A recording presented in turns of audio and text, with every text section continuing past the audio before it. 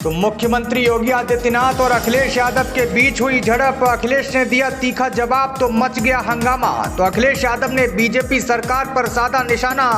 अखिलेश यादव ने पूछा double engine कहां है। तो आपको बता दें, प्रयागराज के उमेश पाल हत्याकांड का मामला गूंजा। इस दौरान नेता विरोधी दल अखिलेश यादव ने मामले को उठाया।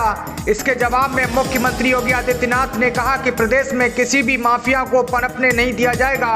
उन्होंने जोर देकर कहा कि उनकी सरकार माफिया को मिट्टी में मिला देगी। तो आपको बता दें, इससे पहले सपा मुखिया और विरोधी दल के नेता अखिलेश यादव ने कहा कि इलाहाबाद जैसा महानगर जहां हाई कोर्ट है और वहां पर इस तरीके की शूटिंग हो रही है, दिन दहाड़े गोलियां चल रही हैं, बम चल रहे हैं, हत्या के केस में मुख्य गवाह की हत्या हो जा रही है, अधिवक्ता की हत्या हो जा रही है, सुरक्षा कर्मी की हत्या हो जा रही है। उमेश पाल हत्याकांड पर अखिलेश यादव ने कहा, क्या आप किसी फिल्म की शूटिंग करा रहे थे? तो अखिलेश यादव ने यह भी कहा कि पुलिस क्या कर रही है उत्तर प्रदेश में। अगर समय से अस्पताल में इलाज मिल जाता तो शायद किसी की जान बच जाती। तो अखिलेश ने हमलावर होते हुए कहा कि आखिरकार ये सरकार क्या कर रही है, ये डबल इंजन कहां घूम रहे हैं, इस हत्याकांड में सुरक्षा की खामी। तो आइए अब आपको सुनाते हैं क्या कुछ कहा अखिलेश यादव ने। इलाहाबाद की घटना ये ऐसी घटना है जो फिल्मों में देखी जाती है। बम चल रहे हैं, दौड़ाया जा रहा है, गोली मार करके हत्या हो जाए और जो मुख्य गवाह है उसकी जान चली गई। वो केवल गवाह नहीं, अधिवक्ता भी था। साथ ही साथ पुलिस जो सुरक्षा में लगी थी उसकी भी जान चली गई। कुछ लोग हो सकता है बच जाते, जब अस्पताल में पहुंचे अस्पताल की भी व्यवस्था वो नहीं थी जो जान बचा सके। आखिरकार पुलिस क्या कर रही है, पुलिस का इंटेलिजेंस क्या कर रहा है? आखिरकार बीजेपी के और खासकर मुख्यमंत्री जी को ये बताना चाहिए, जो जीरो टॉलरेंस पर कहते हैं कि उन्हें किसी तरह का कानून व्यवस्था से समझौता नहीं हो सकता है। तो आखिरकार इलाहाबाद में घटना इतनी बड़ी क्यों हो गई?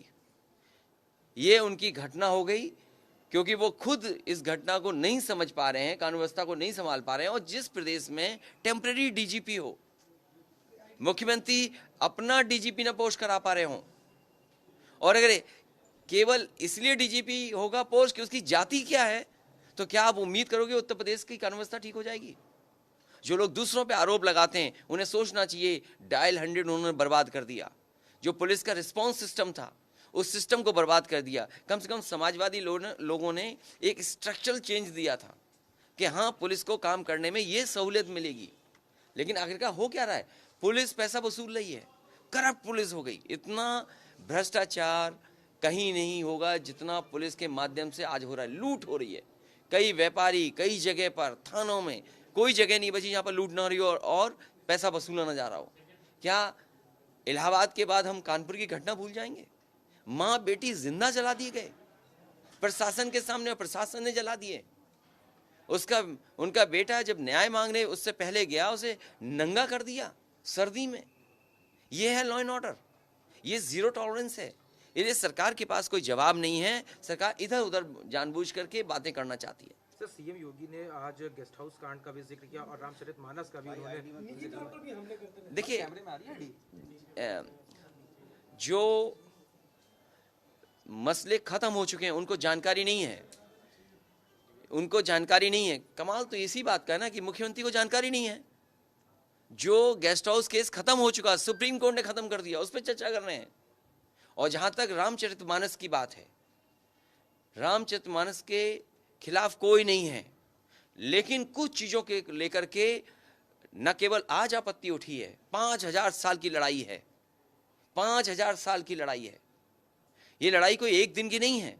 इस बात को सरकार भी जानती है और पूरा समाज जानता है। जो गलत है वो गलत है। सोने की तख्ती पे भी अगर लिख करके दोगे आप कि शूद्र ये हैं, शूद्र ये नहीं हैं, तो मैं उसको स्वीकार करने वाला नहीं हूं।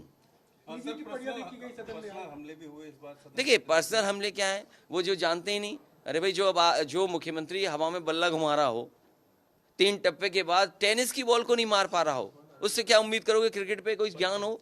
जिनके ज्ञान न हो क्रिकेट के बारे में, क्रिकेट क्या है जिसको ये ज्ञान नहीं है। वर्ल्ड का सबसे फेमस लोकप्रिय खेल फुटबॉल है, अकेले देख रहे सोफे पे बैठ करके, और जब तक फाइनल नहीं हुआ उससे पहले सो गए। क्या उम्मीद करोगे उन्हें खेल के बारे में जानकारी दें?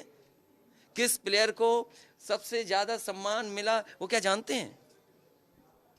तो ऐसे मुख्यमंत्री हैं, इसलिए उनसे क्या पूछोगे खेल के बारे में? इसीलिए ना वो स्टेडियम अपने आप बना पाए और ना ही प्रधानमंत्री कॉन्स्टिट्यूंसी बना पाए। और मैंने एक सवाल किया था कि 40 बच्चे जो तैराकी के लिए, स्विमिंग के लिए भर्ती हुए हैं, जिन्हें कोचिंग मिलनी है स्विमिंग की, मैंने वर्ल्ड क्लास एकेडमिक सेंटर बनाया था सैफई में, उसमें पानी नहीं है।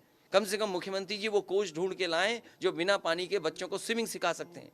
और जो बच्चे स्विमिंग सीखने गए हैं वो गोरखपुर के हैं, सबसे ज्यादा देवरिया के हैं, महाराजगंज के हैं। उस मंडल के 40 बच्चे हैं। आखिरकार उन बच्चों के साथ दुश्मनी ये क्यों निभा रहे हैं?